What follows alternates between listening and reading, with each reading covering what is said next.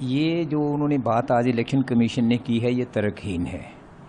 Election commission की एक simple सीधी जिम्मेदारी होती पारदर्शिता दिखाता, और जो मशीन रीडेबल वोटर लिस्ट होती है, जो डिजिटल वोटर लिस्ट है जो पहले थी उसको हटा लिया। मांग ये थी कि उसको आपने क्यों हटाया। बिल्कुल स्पष्ट सी एक साधारण सी बात है। ये सब दूर करने के लिए बातें, उसको फिर जारी कर दें, फिर देखा जाएगा भी क्या है।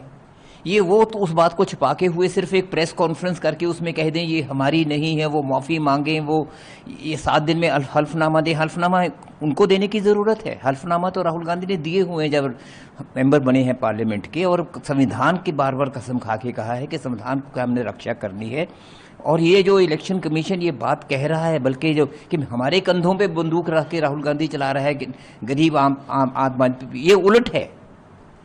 ये इलेक्शन कमीशन आम आदमी का नुकसान इलेक्शन कमीशन कर रहा है। ये उनकी वोटें ये चोरी कर रहे हैं। अगर आज 65 लाख लोग वहाँ वोटें नहीं डाल रहे, उनका अच्छी बात हुई है कि सुप्रीम कोर्ट ने उसका हिसाब मांग लिया है, वो एक चीज़ सामने आएगी उस वक्त। लेकिन उससे भी बड़े तादाद में कहाँ कहाँ कितना होता है। थोड़ी थोड़ी वोटों के में जहाँ फ़र्क पड़ जाता है, कम वोटों से चुनाव का अंतर रहता है, वहाँ ये चीज़ें स्पष्ट होनी चाहिए। उन जगह पे हमें अक्सर ये फीलिंग रहती है कि इलेक्शन कमीशन गड़बड़ कर रहा है, और वो उनके जो सब्सिक्वेंट एक्शंस होते हैं इलेक्शन कमीशन के, अगर उनसे मांगा जाए कोई चीज़ का सवाल, वो उल्टे सवाल करने शुरू करते हैं।